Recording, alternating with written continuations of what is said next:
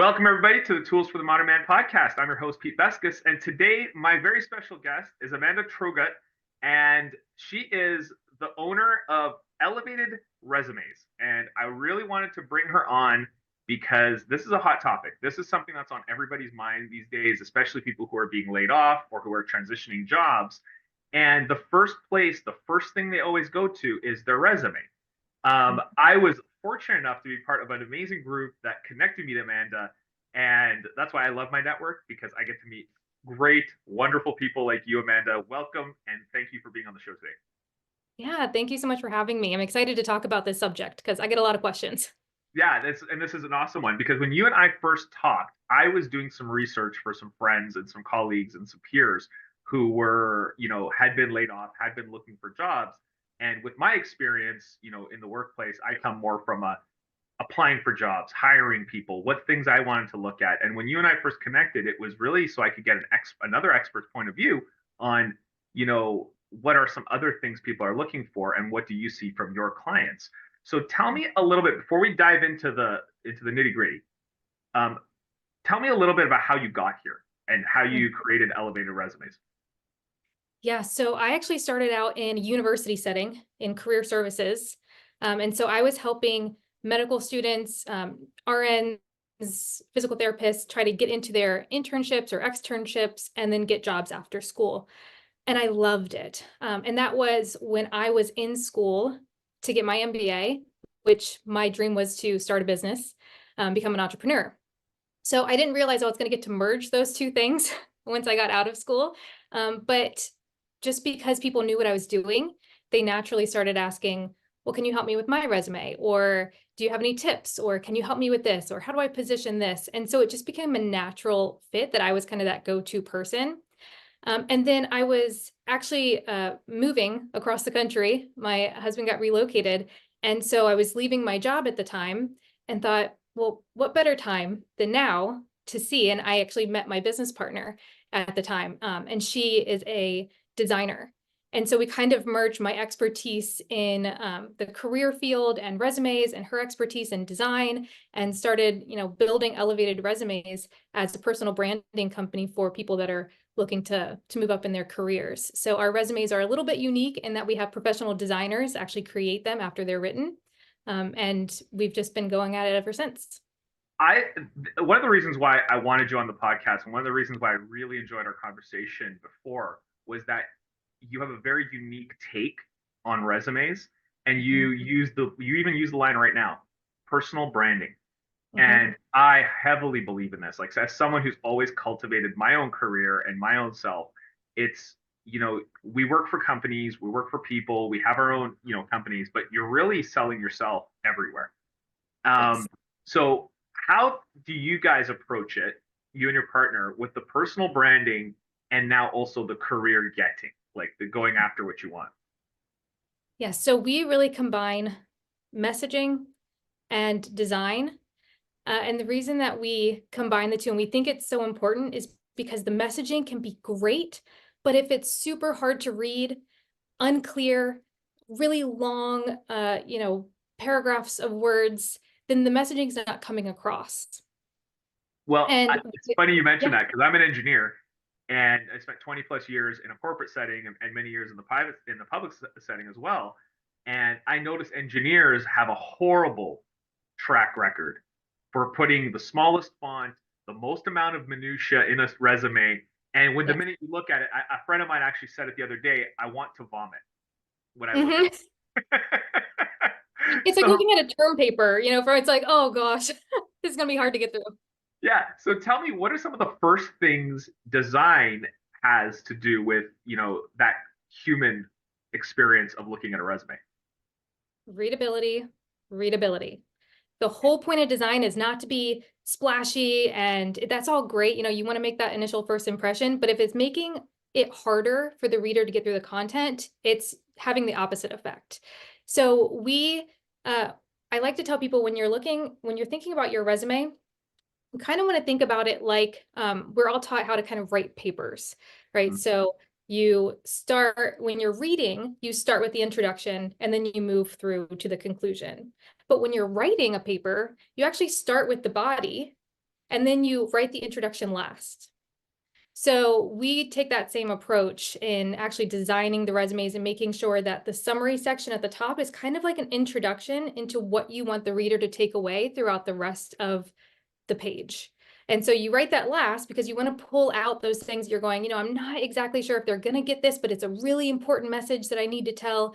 Those are the things that go up at the top of the resume. And then with the design, you're able to kind of create different sections in a way that you really couldn't if you're just doing a one column Word document approach. A lot of our designs have left-hand columns on them, so you can have different sections, but still be on the first page. Hmm. And it's like breaking up the reader's attention and then also catering to different types of readers. So I always tell people, you know, if your resume is being seen by 4 or 5 different people, they likely care about different parts of your resume. You know, one person actually wants to get into the experience, see the job titles. Someone else just wants to go through a list of skills. Someone else wants to read the summary, get the gist, and that's it. So you're kind of letting them pick and choose how they are consuming the information you're putting in front of them, but still making sure they're getting those core messages.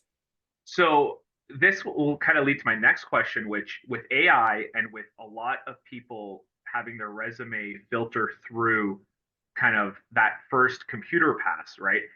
I think everyone's trying to game the system. Everyone's trying to put in the keywords and this and that, the other, and then the resume turns out looking like hot garbage because it's all just it's meant to beat the algorithm and get in front of a person.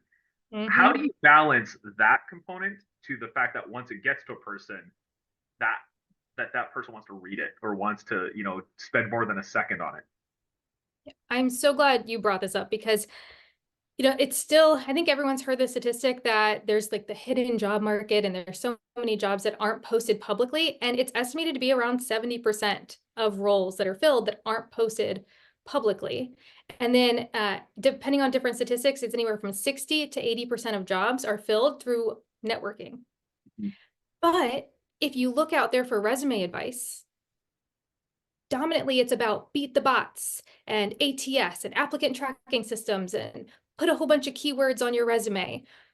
But that's the wrong thing to focus on, especially with those statistics. You know, just statistically, that's the wrong thing to focus on. Now, you obviously need to showcase your skills, right? You need to make sure that your resume proves that you're qualified. But when so many jobs are filled through networking, you want to write the resume for a person, not just for a robot. Right. Yeah. So you want to still have the keywords and the skills on there, sure. And you can do that simply with a core expertise section or something like that. But the content, when someone's actually reading those bullet points, you don't want it to sound like a simple job description or like you're writing it for a robot because it Yeah. really is people hire people. And you may want to try to get through that applicant tracking system. But then on the other side, if the person isn't impressed by the content or they're having a hard time reading it, you're probably going to go to the no pile at that point. So I always say it's better to write for a person and then get around the ATS or the applicant tracking systems than it is to write for the robot and then have a person put it in the no pile because it's too hard to consume. Yeah, and I think that's a great point. And I love, thank you for those statistics because it's my, you know, it's been my experience and it's how I teach people too. It's like your network is where you'll probably find your job and your network are people. And even if you get through that first robot filter, the next filter is a human being.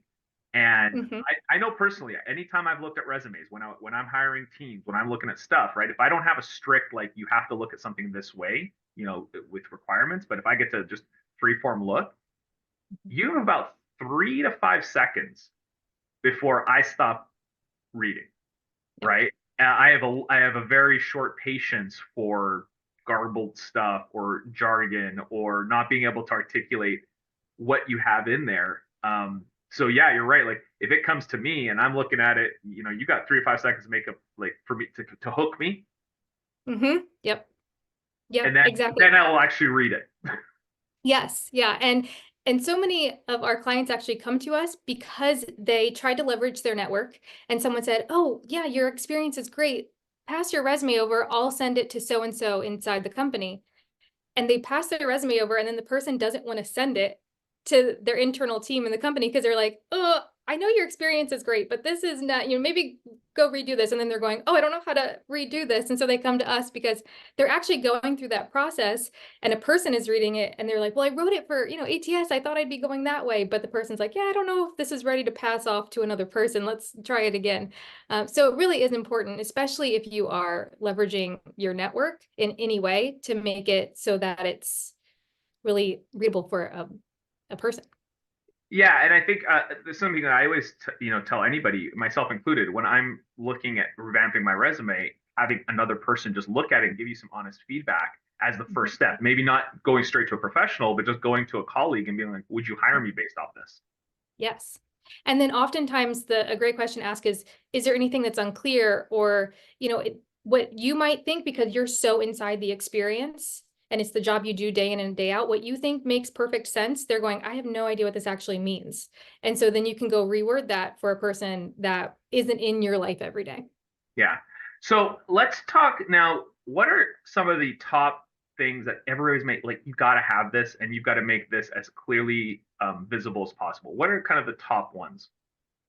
So your summary section, I would say, is the most important part of your resume. You just mentioned 3 to 5 seconds to hook me. Well, that's where that is. That's the opportunity. It's the same for your LinkedIn profile, actually. I think a lot of people emphasize their skills section or their experience, but they don't take the time to craft that about section.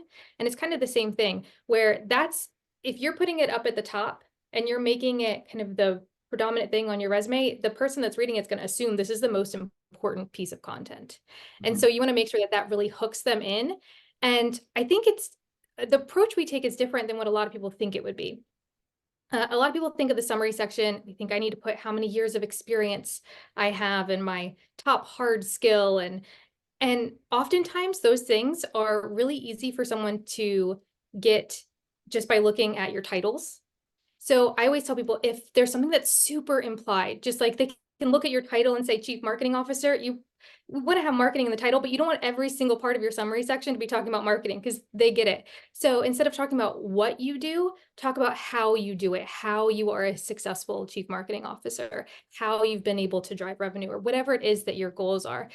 So kind of flipping it and thinking, what are they not getting just from my titles that I want to make sure they take away and include that in the summary section? Yeah, this is where you talk about it, and I hammer this point all the time, but I don't think a lot of people do. Is that the about that summary isn't a summary of your resume. It's a what can you do for a potential person hiring you? What makes you unique? What problem do you solve for that hiring position or for that company, right? And I love looking at it that way, and I've had to learn about this through marketing just in general. Like that is marketing yourself 101. A Why lot of people are you? really uncomfortable with that. Yeah. Right? But I think this is why, working with people is very important because, it's not in our wheelhouse to sit and self promote. And that's why, it's much easier to sit across from a peer or somebody who's a professional who knows you to kind of say, well, these are your skills. This is how you help. This is like, do you see how you helped in this role? Do you see how you showed up like a leader in this role? Things of that nature. But I agree with you. That summary section, if I look at it and it's just a regurgitation of your titles. Shudder. Exactly. Exactly. I always say your title is what you do. The summary section is how you do it. Yeah, yeah. Okay, so summary section being really important. What are some really antiquated things that have been taught to people time and time again that don't even matter? Hmm. Well, obviously there are things that are very outdated, like the objective. You don't need to put in your summary section what you're looking to do because it's implied through the application or by you showing interest. So save room. Don't include what it is that you're looking to do. There are other things like, I think people get really nervous with their bullet points or, trying to fit so much content into a role where they feel like they have to um, list everything that they've done in a job, and it ends up reading like a really long job description. And I think that's how a lot of people were taught to do it, is just try to cram as much information in there to beat the bots and have as many keywords. But I always try to remind people that focus on, well, I should take a step back because we look at strengths and weaknesses differently than most. And I tell people to focus on their strengths in the resume, but it's probably different than what most people think of as strengths, which most people I think of skills. Hmm. And Yeah. so traditionally it's focus on all your skills, right? And just like cram them all in there. And if you did something once, make sure it's on there. But I always say, it's about your strengths, and your strengths can be your skills, but we look at strengths as the things that give you energy, the things that you're really excited about, that get you motivated, that get you excited to talk about them. And if you focus on those things in your resume, so you might have a skill set that isn't a strength. And if Mhm. it's absolutely required for the job you're going after, sure, include it. But if it's not, why are we including things that drain our energy? We actually think of that as a weakness. It's a skill set that you have, but it's a weakness because it drains you. You don't necessarily want to do it. It's something I can do, but I don't enjoy doing it. When they bring it up in an interview, you're probably going to go, yeah, I can do that. Here's my experience. But when they bring up a strength in the interview, you're going to go, oh my gosh, yeah, let me tell you about this time. You get energized, you get excited. So the traditional advice of just like cram as many skills as you can on the resume, we've kind of flipped that on its head and be like, if it's a skill but a weakness, keep it off. Focus on the things that give you energy, the things you enjoy doing, the things you want to talk about, and that's naturally going to come across in your conversations that you're having. I love that. That's something I hammer all the time with everybody anywhere. It's like, know your strengths, hammer your strengths, lead with your strengths, because that's when you show up at your best. And, Yeah. I think one of the mistakes we make in our resumes is it's a conversation. Like, it Mhm. is highlighting how you're best positioned for the job you're applying for, not this is all the stuff I've done in my life. Mhm. Right. and, Yeah. and that As soon as we mindset's tell a the little bit of a story. switch, right? It's a little bit of a switch for a lot of people. So Mhm. yeah, so basically at not and again the tasks, like, if correct me if I'm wrong here, but it's not the tasks we care about. It's the Mhm. what's the impact you had that matters. Yeah. Yes. The impact and the how is way more important than the what. Hmm. So if you, and the reason the how is so important too, because we want to show impact. And a lot of times I actually break out um, your bullet points from your accomplishments, because I find that what a lot of people do is they'll either list their accomplishment at the end of a bullet. So it's on line 2, kind of at the end, and it's completely missed. So I'm like, let's just take that out of there altogether. And when you do that and you put what you're focused on, your main priorities, the things that really energize you about your role in the bullet points, and then right under it, have a list of accomplishments that are just really short, concise, clear, and metric driven. It reads as cause and effect. And it Mm-hmm. makes the reader be able to really easily skim through those bullets and see this is what this person is good at, what they focus on, and here are the outcomes of that work.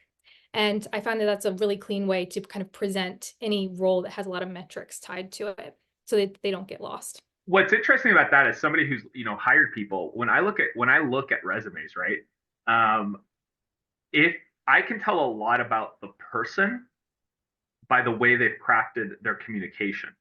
So Mhm. knowing that communication, especially in team settings and especially in leadership settings, is critical for success. If I can tell that this person cannot communicate what they're trying to say in the resume, that's already strike one for them. And Yes. to what your point is, if they can identify what their key accomplishments are and what their metrics, what their impact is, I look at that, go, oh, this is somebody who knows, who gets it, who knows how to achieve value. This is somebody I want on my team. Yeah, and you're also appealing to different audiences in that way too, in that some people really want to get into the nitty-gritty of how you do your job and the type of, culture that would be great for you to work in. And some people really just care about the outcomes, the metrics, and they get to decide, do I want to get into the bullets? Do I just want to look at these achievements and be impressed and go on about my way? So again, it's Yeah. just giving the reader options on how they consume the And, content. and maybe creating curiosity so that I can be like, I want to find out more about how that person did that, to bring them into an interview to say like, oh, like that seemed really, Herculean. How? Like, now you can tell me more about this because you piqued my interest with that Yes. accomplishment. And the how is so important. And that's why you want to hint at it on the resume. You don't want to leave the how out, because what it shows is that if you know how you've achieved success before, you can likely do it again. Mm-hmm. But if you don't have a really clear, this is exactly how I did this, then they're going to say, well, it might have just been a fluke. It might have been a really good market, that, whatever it might be. But if you know how you went about, you can do that again somewhere else and you have that proof. Yeah, it could have been a team member who did it for you. Like, A Exactly. lot of times you see people who take the credit from somebody else doing the how, and then when you Yes. quiz them on it, they have no idea, right? They're like, "Well, Bill, my team member was awesome. Maybe I Yes. should bring Bill in because he was Yeah. awesome." Yeah, he did great. Let me show you his resume. So let me ask you now a few different things just with generational or where you are along your experience curve. How do you coach people who say who are fresh out of school with not a lot of experience, or people who are say pivoting to a new industry where they don't have a lot of experience? What do you highlight for them on a resume? Yeah, it kind of sounds cliche, but transferable skills. It really, and again, skills being strengths. So things that typically become that are innate to that person usually become the strengths that we want to highlight, especially during a transition, because the hard skills you can learn, you can pick up, you can take some courses, and we can include those things on there, but it's the things that you've taken with you throughout all of your previous roles that you'll likely use, maybe in different ways, but in a new industry or a new position. So what I really try to focus on are the consistencies. So are you really, really good at communication? Whether it was in a different industry or a different type of role, is that what helped you to achieve success in those roles? If so, likely it's going to be similar moving forward. It'll just be communicating with different types of people or in a different industry. So I ask about their experience. I haven't worked with students in a long time. So a lot of that is kind of the hard skills that they're learning in school, but especially for someone that's making a transition, I ask a lot of questions about their experience to try to find those common themes and those things that they kind of take for granted, that they're so innate to them, they don't realize it's one of their core skill sets or core strengths. And Yeah, those are the because things I really focus on during that a time. lot of us have never done that self-reflection to see what is it that we pull on to get that result. Yeah. Yes. Actually, I have an example because I was just working with someone this week and this came up, where we're really focusing on the how. And I think a lot of times people hear that word and they go, oh, well, I'm just a really great project manager. How? Well, I just manage the project really well. Okay, how? Well, I focus on the project. They kind of say the same thing. It might take a few times to really get into that how. And I was working with someone who has led a lot of projects, and the company that she's worked with for a long time has gone through a lot of transition and growth. And she's really led every time they go through a new transition, she's kind of led that to get them to the new place. And so when I asked her how, it was very tactical on the execution side, on change management. And then, okay, but how have you been successful in that? And it took a few layers before she realized that her core strength is actually just uniting people and bringing people into the process so that they feel like they're involved in the change, getting all the input, getting them to kind of rally behind this common vision. And it's not actually the tactical execution at all. She did that because she had to, but it was the initial uniting everyone behind a goal, getting everyone on the same page, getting them excited so it mobilized their action. That was where her core strength lied. And it took a while to get there. And then once we got there, she was like, oh my gosh, that's like my superpower. She was like, you Yeah. know what? In school, throughout my whole career, like I've always been the captain of every sports team. I've always been the person that got everyone on the same page, that brought people together. And I was like, and it's not mentioned on your resume once, you know? So it kind of just, it's those things that are so innate to us that we often overlook and don't see as a core strength of ours. Well, and that's something. It's funny, right? Because I'm a big believer of the Clifton strengths, like the strengths finders, because I think it really does help people to have those light bulb moments. Like, oh, like just by reflecting on different words. Like, I did mine years ago, and then I had a friend of mine who is a Clifton strengths coach work with me on that, and top one for me was activator, and I'm like, I don't even know what that means. And then as I dug into it, and I saw activator, I'm like, oh, I build people up so they can take action. Like that's my role. My role is to get to, it's like the baking soda in a cake. Like I activate that growth. And once I understood that, I was able to just focus it and apply it in different areas. And then you get to see where you did it in the past. And I think that strengths, and I love that you brought that. That's what you focus on with people is highlight your strengths and lead with those. Now, a second question. This is kind of for people in transition, but what about people who are, say, very, very experienced Mhm. and they cannot summarize sum up, like, like, what do they keep? What do they get rid of? How do they present themselves? How do they brand themselves when they've gotten to a point where they're very experienced, like, say 30 years plus? Mhm. Yeah, so the main thing we focus on is what experience is going to get you to where you're going next, not what experience got you to where you are today. And I think that's the shift a lot of people have to make, because we tend to want to tell our story of our evolution of how we got to where we are on the resume. But especially if you have 30 years of experience, that's going to be a 3-4 page resume, which we don't want to do, right? 2 pages max is really our recommendation. And anything over 10 years warrants 2 pages, but you don't want to go into a 3rd and 4th page, because then you're just kind of telling your story about how you got to where you are. So we focus on, where do you want to go next? You want to be on boards. Is that something that your next role is to be on a board? If so, what experience from your last 10 years is going to help as a board member? Mhm. Not what So, got you to that last 10 years of experience. so really, and this is something I do personally, is I'll have 3 different types of styles of resumes. One's for this, one's for that, one's for the other. And I think that kind of leads into that person who has, 25, 30 years plus experience to focus in on what they want. Would you also coach that to anybody who's transitioning, say, from like chief technician, they're the expert in their field, but now they're looking to want to go into leadership? Same thing there. Yeah, exactly. And we hear, I get a lot of times people say, but this one role that was 20 years back was pivotal into my, going into this industry. And I'm like, well, that's a wonderful story to tell in an interview, right? But on the resume, you can't tell that whole story. So including it there might just look disjointed.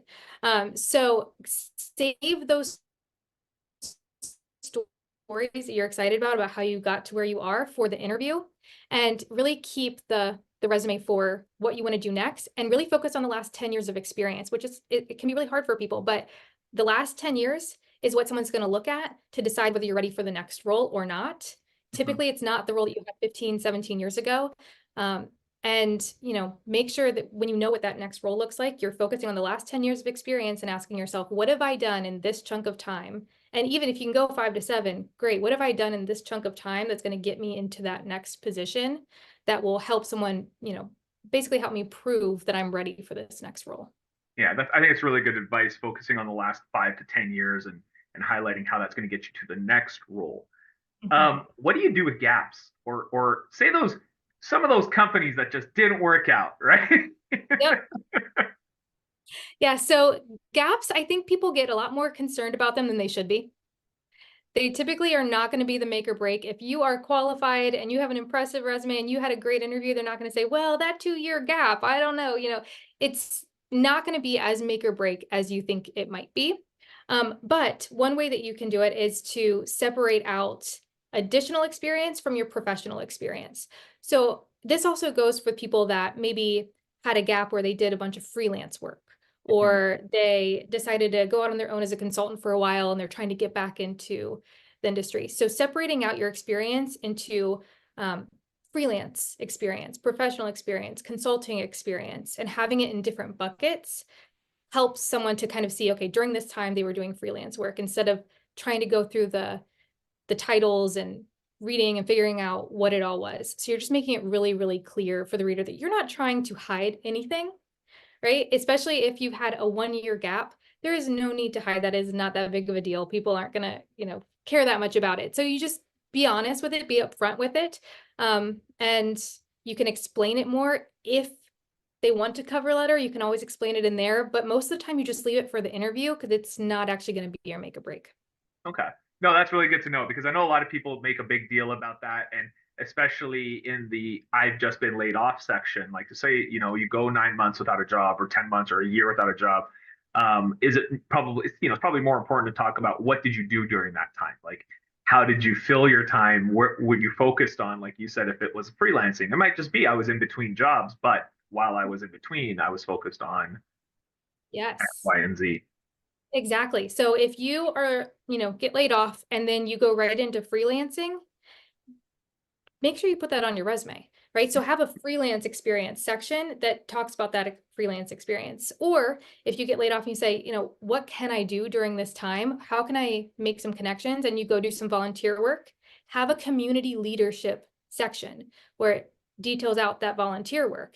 And, call it community leadership, whatever you want to call it, but it's just about what are you doing during that time, and not trying to hide that you weren't working, but just kind of show what you were doing and the impact that you had during that time. Yeah, I think that's great. That is some great advice for anyone out there who's listening right now who might be, between jobs or laid off or something like that. There are things you can do right now to add to your CV so that you can, show value, that you're not just sitting back, waiting for the next opportunity. You're going out and creating the next opportunity. Yeah, and Um, there are so many associations too that you can just join as a member and then get on one of the committees. That is community leadership experience, so it doesn't have to be necessarily, I think a lot of people think of volunteer work as something differently, but just go join an affiliation, get on a committee, maybe they're planning an event, maybe they're trying to fundraise, whatever they're doing, just help that and then, put that on your resume. oh, that's awesome. So what are some things that we've covered a lot, and I really appreciate all the insights that you're giving. What's one thing that we didn't bring up that you think is important for the audience to hear? Well, we may have covered it, but go deeper. I think a lot of people with their resumes try to stay really surface level. Ask yourself how a lot of times. If you're not sure of how you were able to achieve success, have someone else ask you and go back and forth with that question so that you can really get to the underlying core of what makes you really unique. And then we mentioned at the beginning, but networking and LinkedIn, so important. So on the resume, you want to highlight those core strengths. You want to speak to the things that you get you really excited, but then you want to get in front of the people that want to hear about that stuff. Mm-hmm. And I think a lot of people use LinkedIn to find jobs that are open. And I always tell people, don't look for jobs first, look for people first. Look for people in the industry that you want to go into, people in your area, people who have the type of job title that you're looking to get, and start connecting with them. Those people are likely to open way more doors than just looking for open jobs that happen to be open at that exact moment and applying that way. So start with people, even if you're not in a job search right now, but you might be in 6 months to a year. This is the perfect time to start doing this process of looking for people who are in the types of roles that you might want to go into and start making those connections now so you have a network ready when you're ready to start moving. And I love that you said that. This is part of this series is networking, interviews, a LinkedIn profile. But you're right. They all work. They're all an ecosystem together to your personal brand, which, again, I love that you and your partner have focused on it to your personal brand. How do you get out there? How do you communicate? One of the things I found has been super helpful in my career or anytime I'm out there sourcing or people come to me is saying, hey, can you look at my resume? I go ask somebody who's in the role that I would want. And I asked them, hey, can you just take a look? Like, I'd love just some feedback. I would love to do what you do. What do you see here that stands out? What do you see here that's, aligned with the kind of work that you do? And people are always willing to help. I think it's very rare that someone's going to say no. They might not have the time, but they're not actively trying to sabotage your growth. Like, how dare you ask? Yeah, that's not usually the answer you get. Yeah, and I think the worst part is overcoming our fear to go and ask for that help. So 100%. whether it's in your peer group, whether it's a professional like Amanda, whether it's a professional like me, like going out and asking people for that help to get you to where you want to go is the first step in the path here. I really just want to thank you so much, Amanda. If anybody wants to get a hold of Amanda and her company, I'm going to have all of her links in the show notes. But is there anything else like you want to tell the people out there? Some things that to be aware of, how to get in connection with you if they're hot right now to have a conversation. Yeah, our website is elevatedresumes.com. So you can go on there. We have a bunch of different packages that are all focused towards personal branding. We also do career coaching if you don't necessarily know what that next step looks like. So definitely go look at, we have examples so you can kind of see the design elements and how we pull those all together. So definitely go take a look, and you can always find me on LinkedIn. I'm just Amanda Traugutt, or Elevated Resumes, you can find me. So that's where I Okay, am. great. I'm going to have those in there. I have looked at your website. I love the examples in there. So if you're just curious, it's a great place to start to see some good examples of what your personal brand looks like. And what I've noticed is how unique they all are. And there's some current themes, but they all have the kind of important stuff. But go through there if you're interested. See what pops out and what resonates with you and your skills and the way that you want to present yourself, because that's the first step. And I just want to thank you, Amanda, for coming onto the podcast. Thank you so much for having me. It was All fun. right. And to everyone else, we'll be continuing this series on how to elevate ourselves, how to get ourselves into that next phase of our career. And thank you for listening for Tools of the Modern Man podcast. I'll talk to you all next week.